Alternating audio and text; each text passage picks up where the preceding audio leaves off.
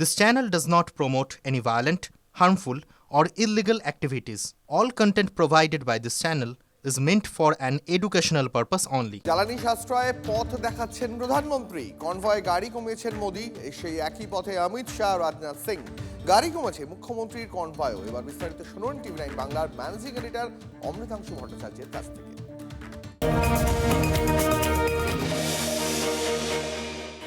নন্দীগ্রামে জমি আন্দোলন করতে গিয়ে গুলিতে নিহত হয়েছিল যার ছেলে, যার জন্য তিনি শহীদের মা হিসেবে পরিচিতি পেয়েছিলেন, সেই ফিরোজা বিবিকে 2009 সালে নন্দীগ্রাম বিধানসভার উপনির্বাচনে তৃণমূল প্রার্থী করেছিল। সেখানে জিতেছিলেন ফিরোজা বিবি, আর 2016 সাল পর্যন্ত তিনিই ছিলেন নন্দীগ্রামের বিধায়ক। আজ শুভেন্দু অধিকারী যা বললেন তার মানে হচ্ছে ফিরোজা বিবি বিধায়ক তো ছিলেন, কিন্তু সেটা নাম কাও আসতে, আসল যা কাজকর্ম করার সেটা তিনি জিতিয়ে নিয়ে এসেছিলেন। জিতিয়ে নিয়ে এসে ওই যে নন্দীগ্রামকে কথা দিয়েছিলেন যে তিনি দেখভাল করবেন, সেটা ফিরোজা বিবিকে সামনে রেখে তিনিই করেছেন। 2016 থেকে 2026 নন্দীগ্রামের জন্য এই সময়টা কে কাজ করেছেন সেটা নিয়ে অবশ্য কারোর মনে কোনো প্রশ্ন নেই, কারণ সামনে পেছনে অর্থাৎ প্রকাশ্যে এবং তারা অন্তরালে দুটো জায়গাতেই নন্দীগ্রামের বিধায়ক একজনই, শুভেন্দু অধিকারী। 16তে জিতেছেন, 21-এ মমতা বন্দ্যোপাধ্যায়কে হারিয়ে প্রথমবার জায়েন্ট কিলার হয়েছেন।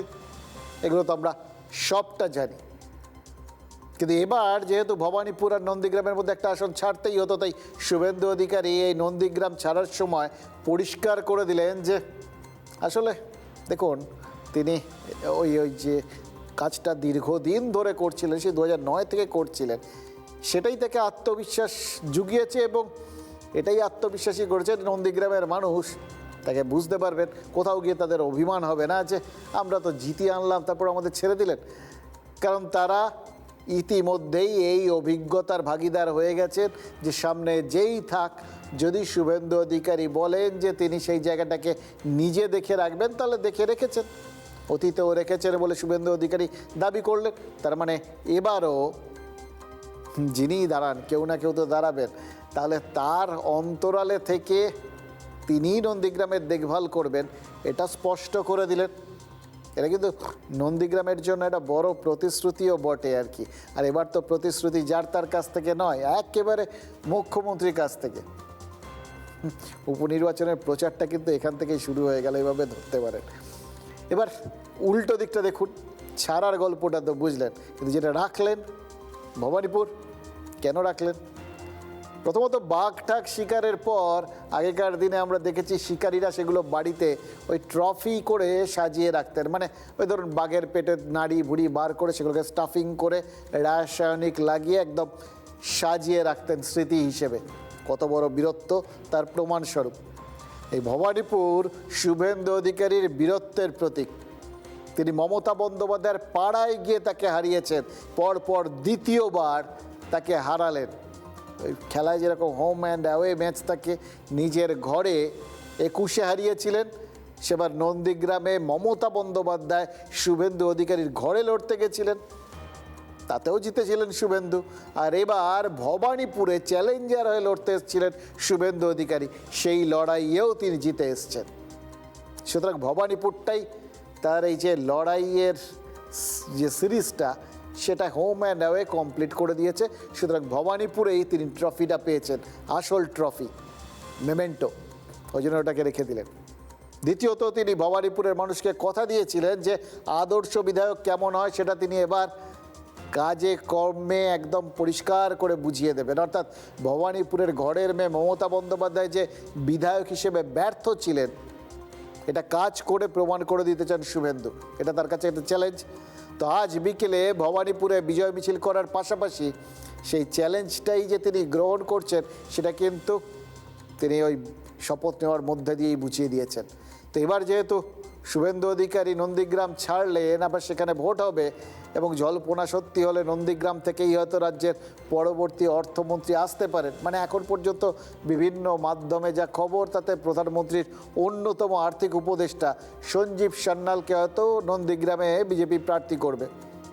এটা যদি সত্যিই করে এবং তিনি জিতে আসবেন, ধরে নেওয়াই যায়, কারণ তারা মুখ্যমন্ত্রীর একটা প্রতিশ্রুতি পেয়ে গেছেন।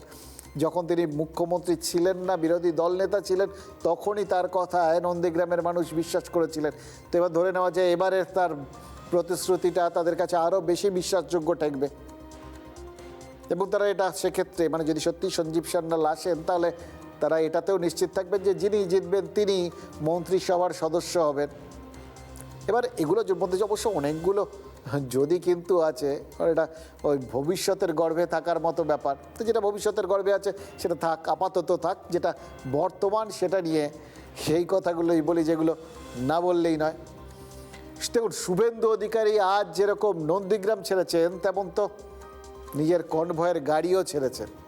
কনভয়ের গাড়ি ছেড়েছেন প্রধানমন্ত্রীর থেকে শুরু করে স্বরাষ্ট্রমন্ত্রী, প্রতিরক্ষামন্ত্রী, বিজেপি শাসিত রাজ্যের সমস্ত মুখ্যমন্ত্রী, অমিত শাহ থেকে শুরু করে রাজনাথ সিং হয়ে বিজেপির সমস্ত মুখ্যমন্ত্রী, তাদের কনভয়ে গাড়ির সংখ্যা 50% বলেছেন প্রাথমিকভাবে। প্রধানমন্ত্রী তো তার থেকেও বেশি গাড়ি কমিয়ে দিয়েছেন। আজ দুপুর থেকে যে ভিডিওটা সোশ্যাল মিডিয়া ভাইরাল, সেই ভিডিওয়ে দেখা যাচ্ছে যে প্রধানমন্ত্রীর কনভয়ে মাত্র 2টো গাড়ি এখন।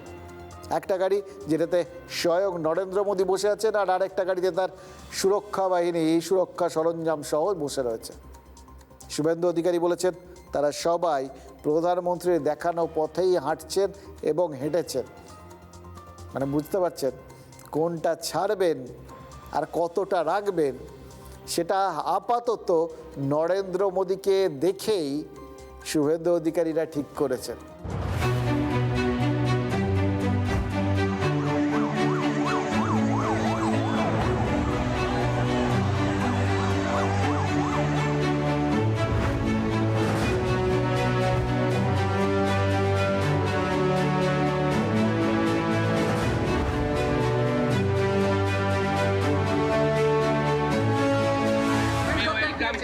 এবং আপনার টুইট দেখার পরে মানে খবরটা দেখার পরে আমিও আমার সিকিউরিটি দায়িত্বে থাকা লোকজনকে বলেছি অপ্রয়োজনীয় গাড়ি রাখার প্রয়োজন নেই।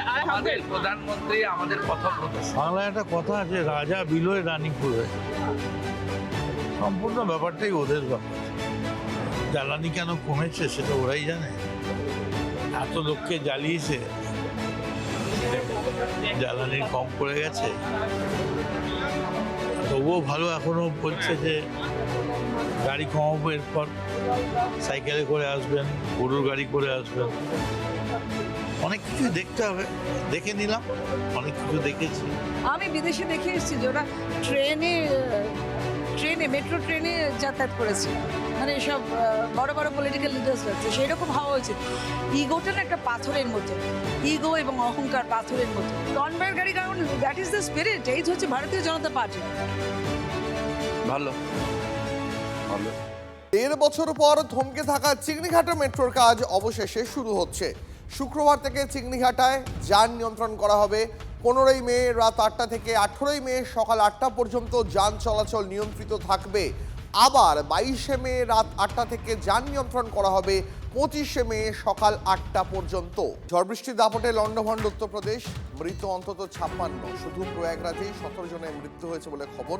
ঝড় বৃষ্টির জেরে মৃত্যুর সংখ্যা আরও বাড়ার আশঙ্কা। ঝড়ে উপড়ে পড়েছে গাছ, রেল লাইনের ওপরও ভেঙে পড়েছে একাধিক গাছ।